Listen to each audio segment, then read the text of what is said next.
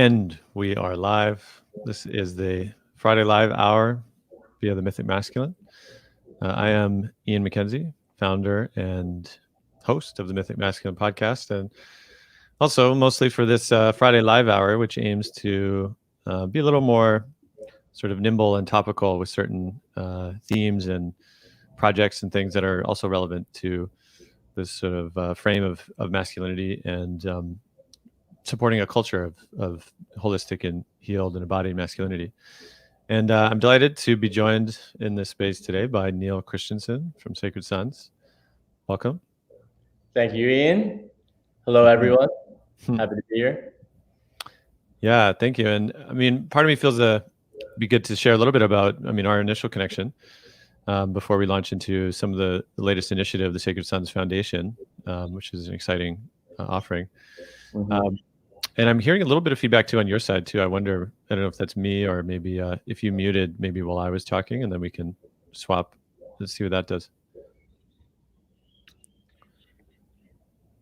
Pausing for a little technical moment. I can also do it on my side. How's that? Yeah, that sounds a bit cleaner for a second. Yeah, thanks, Neil.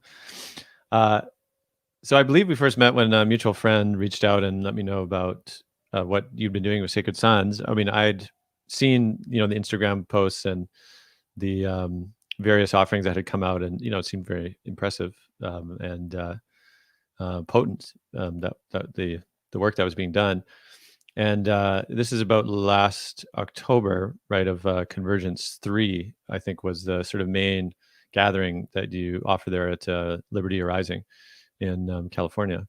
And I think through our conversations and my involvement in exploration of men's work and different organizations, that there was an invitation made for me to come and check out what you guys are on about. And I will say that it was a very powerful weekend for me. I'd been doing men's work for about 5 or 6 years at that point, things like Mankind Project and other spaces. And I found, which was really, a real beautiful weaving of a lot of different elements that I hadn't actually seen before. I somewhat jokingly, thought of it as like a man fest, or like a festival for men that, and even initially before we started, after I'd arrived in a beautiful location, stunning landscape there with the rocks and the sand and the desert, that there was this sense of hesitation around, I was about to step into a field of 3 days or so with only men. And again, I had spent a lot of time in men-only spaces, but there was still the sense of like, what are we going to do? And I will say that that soon gave way on the day one, after we dropped in the beautiful container that was created. Really felt the sense of excitement of like, yeah, 3 days with only men, so exciting. And you can unmute now too if I like your reactions too. But there we go. Yeah, and so yeah, it was a very powerful weekend that still, I'm still appreciating and learning from. And I wrote an article about it after, which was titled "Sacred Sons and the Rise of the Embodied Masculine," I believe, which seemed to be shared fairly widely, and men appreciated it, and hopefully captured a bit of that alchemy and that lightning in a bottle that was offered there. And since then, I feel like I've become friends with the co-fathers, Jason and Adam and Aubert, and certainly you had a big deal with me being there, and just in general a feeling of just being an ally to the efforts of Sacred Sons, because I feel like we are so kindredly aligned in our efforts. Yeah. And so anyway, so that's a bit of an introduction to my connection with you, and I'd love to share a little bit more with the listeners, how you came to your own work with Sacred Sons. Yeah, thanks, Ian. And I'm so happy we say there's no I in men's work. We're all in this collective movement, if you will, together. So it's been great to weave and dance with you and see you bringing your passions and skill sets through in support of the mission of Sacred Sons, and just in support of healthy masculinity. So my story, if I want to go back a ways, is ever since I was a child, even, it felt like something was missing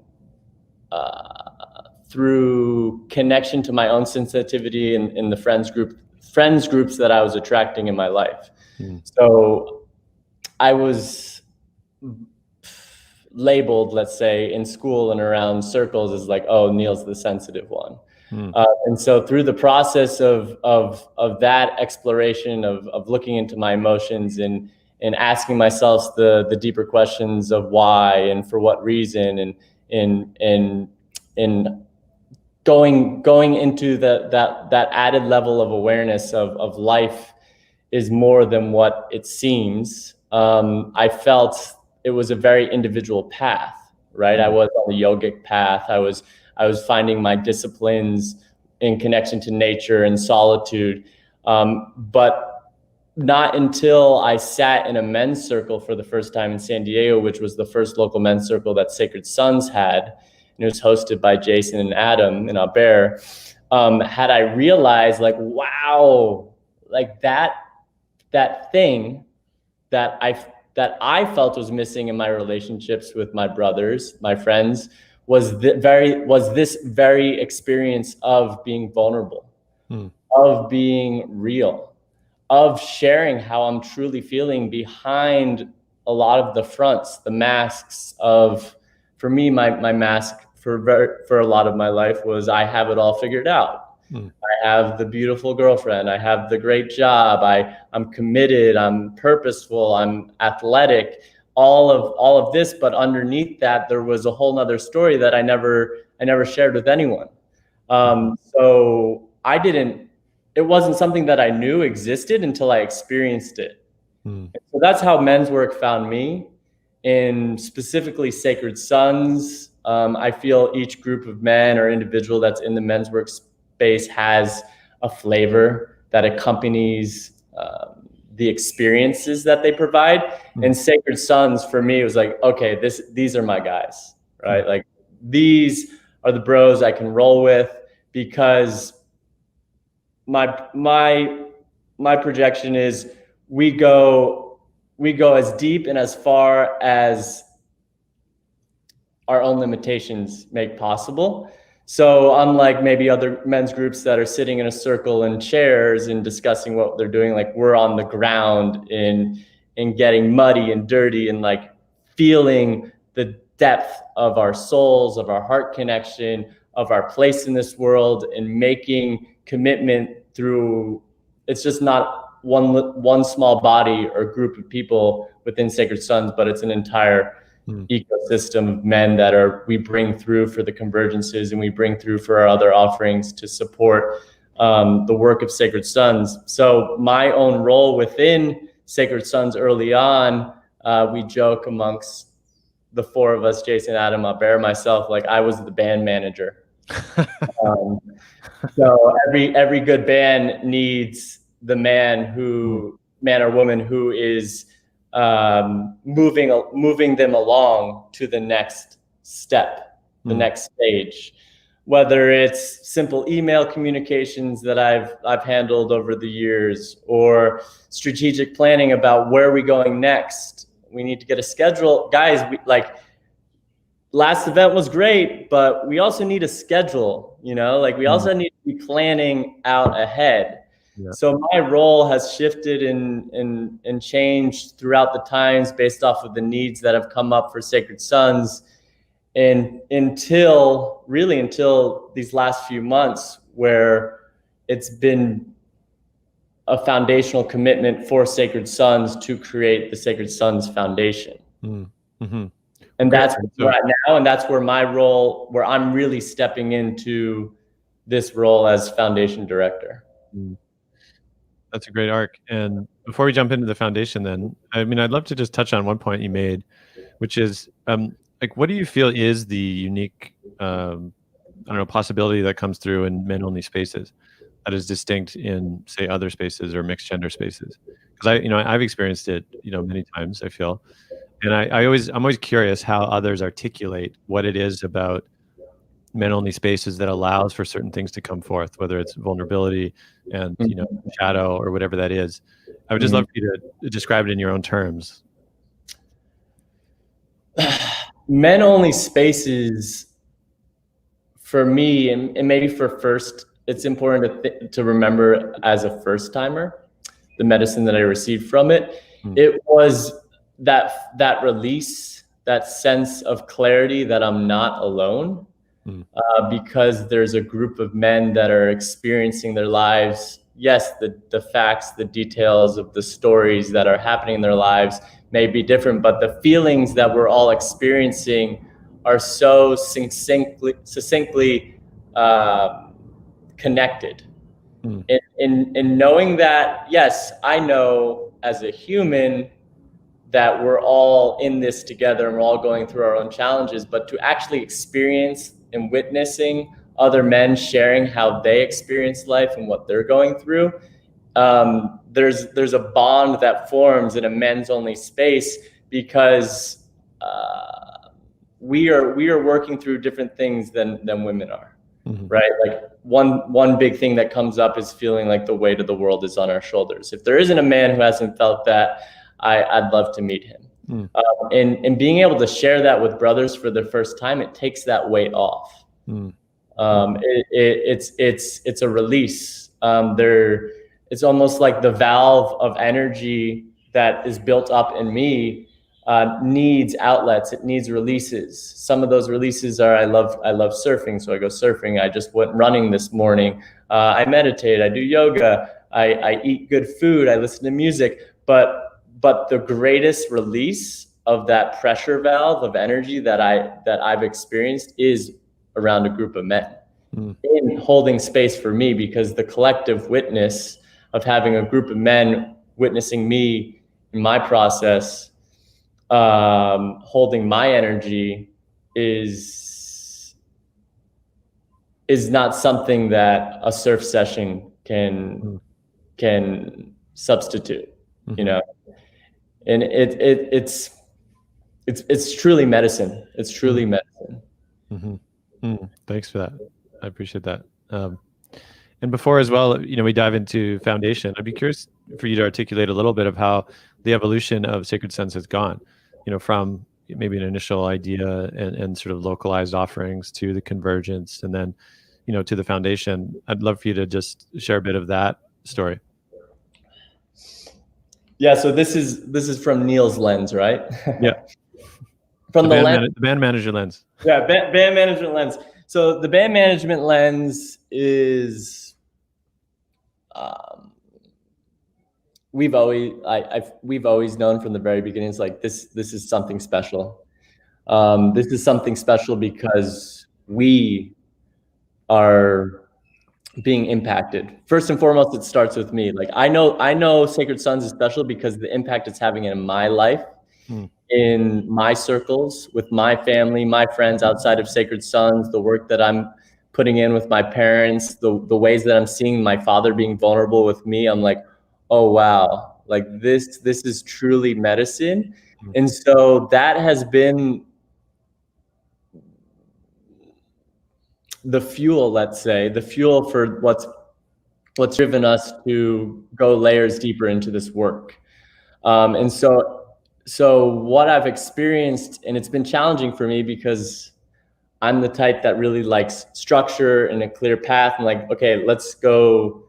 This is the next step, followed by the next step, and let's go in this direction. And that can inhibit the emergence of what I've experienced within Sacred Sons. So Sacred Sons has really continues to emerge new life through new offerings in new ways by which we are creating pathways for men to connect and young men to connect with us in real time. So that's the biggest through thread that I've experienced being the band manager of Sacred Sons, is allowing the emergent nature of this organization to come through, because that's far more impactful than Neil's plan or Jason's plan or Adam's plan, Albert, Kevin, all of us, right? Because if we haven't been holding on to this idea of where we're going next, it doesn't suffocate what we're doing. Mm. So this journey, these two years plus that I've been on, it's been like, this is where we are, guys. And it's based off of a lot of different conditions. Like, hey, 2020, this is where we are with the pandemic. Like, what's going to emerge from this? Mm. And quite literally, that what emerged from that is us all living in Hawaii now. Mm-hmm. Case in point, right? This Yeah. was not the plan.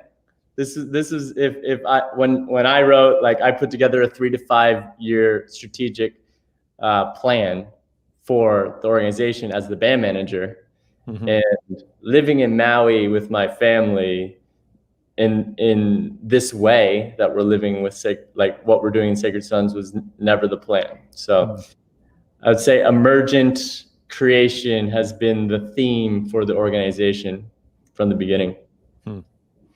Wow. And tracking a little bit of the collective living situation there, one, I mean, it's amazing to be in that close collaborative relationships, I think, with each other, because I do think that, working with dispersed teams or ones that are together, I mean, there are certain just magic that happens, right, when you're in close proximity, which, I think is a sort of village-ish intelligence, right, that, humans have been organized in such a fashion forever. So it's interesting that pandemic, as you say, created the opportunity for the capacity for you guys to be all together, to probably be in a more intensive, creative collaborative process, right, than maybe had been in the past. And I'm curious then, so where did the foundation come from in these times, and from what sort of recognition or impulse of this emergent process? Yeah, 1 second. I'm gonna shut the door so the outside noise isn't coming in. Sure.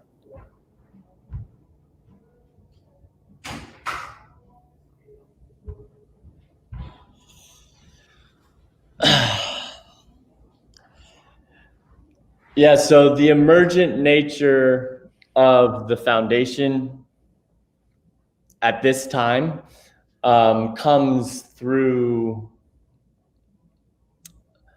really through the development of our son's youth mentorship program. So Trevor Spring, who has a lot of experience working with teenage boys or teenage young men, he recognized, and we've always recognized, that, like, what's the greatest expression of this work, masculine alchemy, that we can have in the world, and that's going to be to work with the future generations. And so it came online that as the world was shutting down and locking down and schools were closing, and as you and I know, like, retreating to our rooms as confused teenage boys is something that we are all prone to at that time of understanding ourselves and discovering our emotions. It became almost imperative that we met the need to create space for these young men to connect with each other in ways that were not about isolation. Because they are, it's 2020, no, it's 2021, and these young men are sitting behind their screens most of the day, in a way intoxicated by some unhealthy outlets of using their devices. So that happened about 9 months ago. Was the first cohort of a group of young men from around the world that meet weekly to connect and just hold space for one another and model healthy masculinity. These young men are coming from underserved communities or family environments where they do not have perhaps a strong father figure or a healthy role model in their lives. And so through the process of that, we're like, and because of the response we were receiving from the parents, which was astounding. Like, yes, this is not only what my son needed, but now I am experiencing as a parent the impact that this is having on their life. We fast tracked the the identification of this work within the framework of a nonprofit. And because of my background and the work that I've done with nonprofits over the years, it was almost like, let's turn this next page and let's have that be that, because we're ready. The world's ready. We're ready because the work that we're doing is philanthropic or altruistic in many senses. But specific to the youth mentorship program and the growth of our scholarship fund, like Sacred Sons, the organization, is ready to have a branch that is committed to raising funds for populations of underserved people that deserve to be in these spaces. And that's how Sacred Sons Foundation was birthed, in a way. And where we're at now is we're at the first chapter of developing this foundation. Beautiful. And I understand then, so what are the main initiatives then of the foundation? Yeah. Thanks for that, Ian. So the main initiatives, which we're calling our commitments, are the Sons Youth Mentorship Program, where we're working with young men ages 11 to 19 in both virtual containers, and then in the future via the fundraising initiative that we have online, we'll be leading a group of men into a wilderness expedition for a week when the world opens back up a bit more. And that's focused is simply put is creating a lasting impact on the next waves of masculine energy on this planet through creating deeper connection amongst young men to one another, through experiencing mentors that model vulnerability, that model expressing their emotions, that model a true sense of connection that we experience in our own men's circles. And then the second commitment is our FAM, For All Men scholarship program. And that is something we've been doing since the very first offering. We've always scholarshiped men from underserved communities, those experiencing financial hardship, men from the BIPOC community, to come to our offerings, because men's work is about representing all men, right? All colors, all ethnic backgrounds, all environments, urban, suburban, rural. It's really important that Sacred Sons, and this has been a commitment of ours since the beginning, that we as an organization are representing the whole of the world and all the beautiful colors of masculinity. So our FAM commitment is 1 in 5 men at every one of our offerings, both in person and online, will always be a scholarshiped man. Will always come from these communities. And equally so within the Sons Youth Mentorship Program, we're committed to a 1-for-1 scholarship. So for every young man whose parents have the financial means to pay for their son, we also ask them to gift a scholarship to another young man.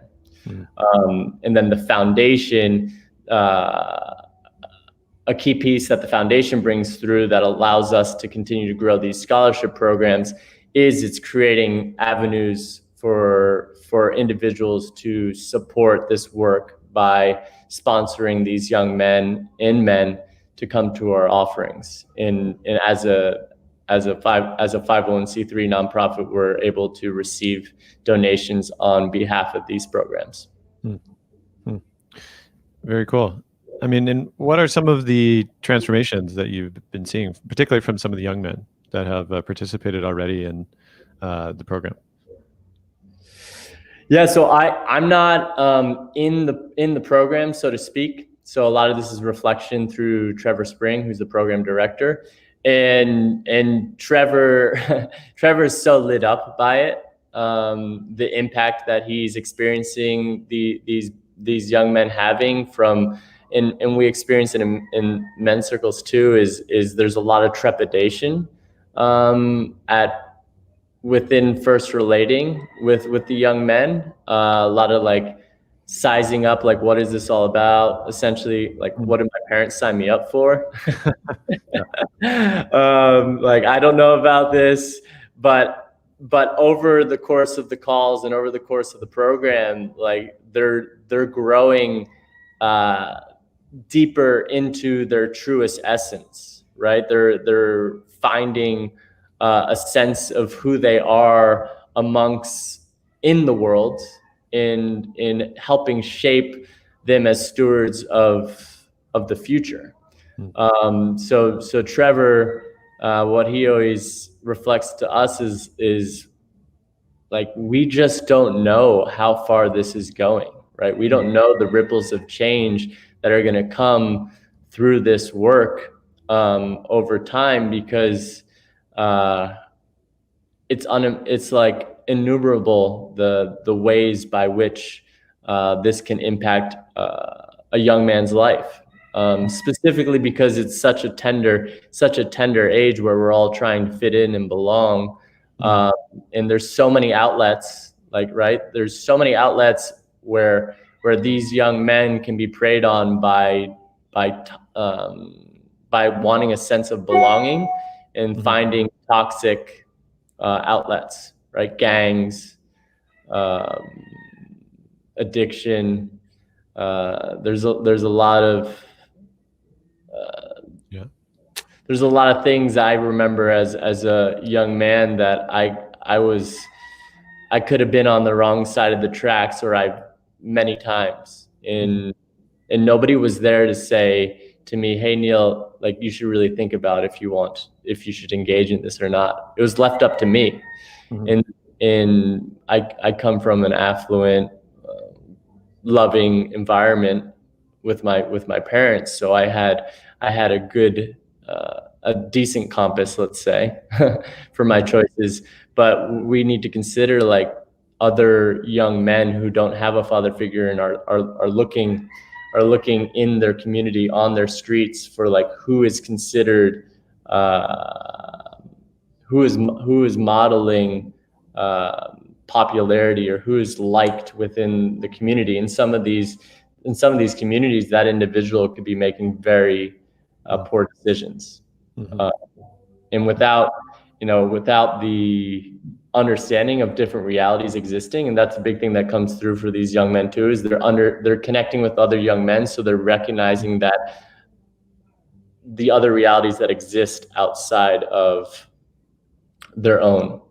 That's really good medicine for them, is to relate to other young men that look different than them, and realize, like, oh, like, that's how you live? Interesting. That's beautiful. I mean, it makes me think too about how the boys or the young men become these cells of also modeling to their peer group, right? That and often I think that's what it takes, that, the ripple effect of a younger man being able to see modeled, authenticity and vulnerability and courage in these different forms. And then they once they experience it, I find that's typically the case. Once you experience something that's possible, it becomes harder to pretend that you've never seen it or experienced it. Like, it always stays there shimmering as, like, oh, that's possible.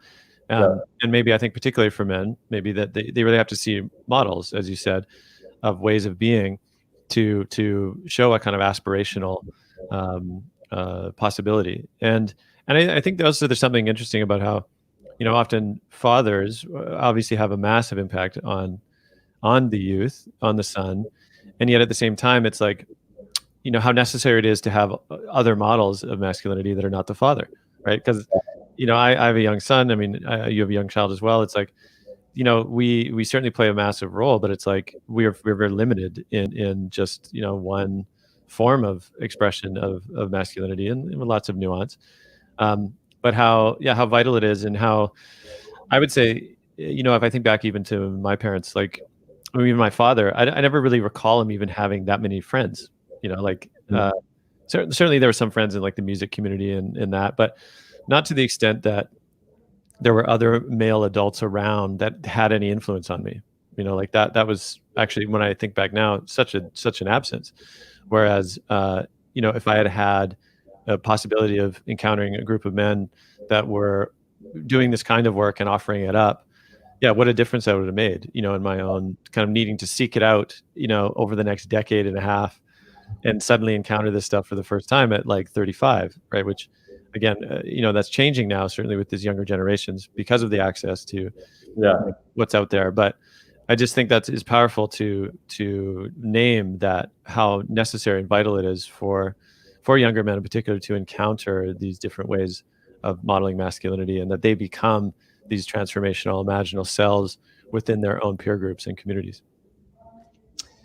Yeah, wow. There's so many touch points that came through as you shared that.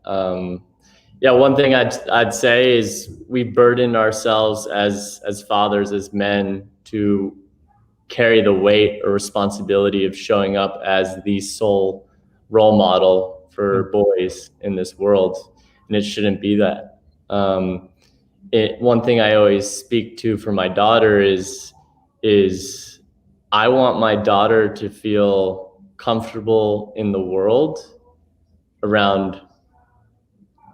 I want her to discern like danger versus safety for sure. But at the same time, I want her to feel comfortable out in the world around whomever, because the only way for me to bring that message through for her is if I create opportunity for her to be around people that aren't mom or dad. Mm-hmm. And the more time she's locked into relationship with mom and dad as being the models of femininity and masculinity, the more insecure she'll feel outside of the cellular bubble of our family. Mm-hmm. So these young men, and I experienced it for myself as a teenager, like they need and they deserve to be surrounded by many men that have their best interests in mind. Mm. And most older men who attract or prey on young men to, let's say, join a group, a gang, let's say, they don't have the best interest of these young men in mind. Mm. Right? They're not thinking about the emotions of these young men and the impact that they're going to have on their lives. So it's really important that at these thresholds that we find ourselves as, from going from boys to young men to men, that the programming that we're receiving is bringing us closer to our hearts, closer in connection with each other, instead of into the dog-eat-dog world that we know as toxic masculinity. Mm-hmm. And that now I'm on my own, I think that's also a problematic cause of you're a man now. Mm-hmm. Like that story creates separation, creates loneliness. It isolates us from connection with one another, because you're a man, you should be out, you should be taking care of yourself. Mm. That's an outdated program that we're hoping to shift through the work of our youth program. Mm. Wow. Well, I'd love to hear then. I know you're in the middle of I think like a specific fundraising initiative right now, right? That there is like a target set and sort of an impact in mind. And maybe you could speak more clearly to what that ask is right now. Yeah. Right now we're running an online campaign. It's our first fundraiser. It's called Our Future Initiative. And we are raising funds for our Sons Youth Mentorship Program and our For All Men Scholarship Program. And the focus is to create hundreds of opportunities for both young men and men to be part of this work. So every contribution is going towards a scholarship that will provide access to our experiences for young men and men who otherwise wouldn't have the financial means to be part of the brotherhood. Mm. This is our goal is $77,000. We are looking to those that support us, that resonate and align with this message, to make even a small contribution, small as $33, can really shift and impact the lives of the individuals that will benefit from this fundraiser. And this is just the beginning, really. This is us cementing or creating the foundation of support that will carry us into the next wave of emergent creation through the foundation. Beautiful. And so it is the best way for people to contribute to go to sacredsonsfoundation.org? Yeah. So for those that are like, yes, I'm in, I want to support this work, I love what these guys are doing, because really one aspect of our work is there's not every single man or woman, right? There's many women support this work, but they're not going to be able to attend a Sacred Sons event. So this is our ask to you, if you are on board with this work and what we're doing, to drop into sacredsonsfoundation.org and follow the links on the homepage to our fundraiser. It's Our Future Initiative. And what you'll see there, it's set up as a crowdfunding website, similar to GoFundMe. So for every contribution, the contributor receives something in exchange for their contribution. So even at the $33 level, you get a really dope sacred symbol that we created as a token of appreciation for you guys. And each level going up has different perks. So if someone wants to join Convergence 5 in April, as well as gift a scholarship to another man, they would contribute double the ticket price of Convergence 5. Nice. Yeah, I actually found the direct fundraiser website, which I put in the chat box or the comments thread. So for whoever's watching as well, you can see it there. Hopefully that link works. Otherwise, yeah, you can head to sacredsonsfoundation.org and follow the links there. Yeah, I really appreciate this, Neil. I mean, really powerful to see the real commitment to, on the ground impact, particularly for, again, those from underserved populations and youth, which, is in some ways is a real marker of a sense of like what matters. And I think oftentimes, it is necessary for those from older years, the olders, who've maybe never had these kinds of things to do the work, obviously is really important. But sometimes that can also lead to a kind of self-referential, never-ending quest of personal growth. Yeah. Which is sort of often characterized as like the wellness industry as a whole. That there's always a new horizon of bettering yourself, and in some ways, I think one can get stuck in this. Well, I got to be even more better before I can actually start to make impact elsewhere. And again, it's like the horizon just recedes forever, because you can always find something to better in yourself. But I appreciate this sense, with Sacred Sons, that there's foundational work that can be done and has been done and offered, and a clear shift into recognizing that, it really starts earlier, at a time when, maybe ancestrally, like peoples, from my line, Scotland and Ireland and England and all these, maybe, pre sort of colonized eras, would have had these kinds of things, these initiatory entrances for youth, for younger men into, the bigger story of what it means to be alive, to be connected, to be oriented in service towards life, rather than, into a culture that is so much of domination, built on domination. So yeah, I really appreciate the focus and the commitment. It feels, that you really bring a lot of that sort of vitality, to this quest. Yeah. Thank you, Ian.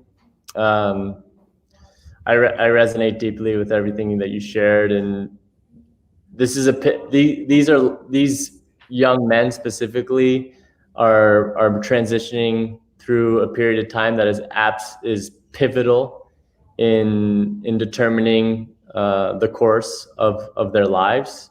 And it's our responsibility as men who have learned from our mistakes,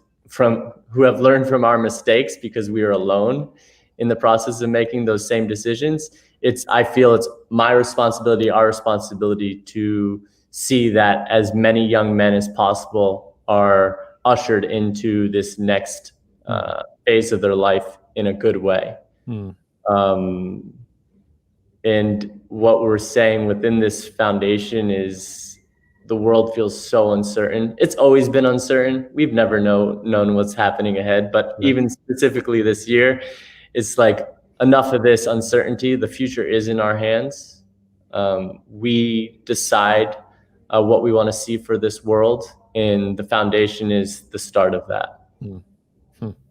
Yeah, beautifully said. Is there anything else you want to touch on before we close the conversation today?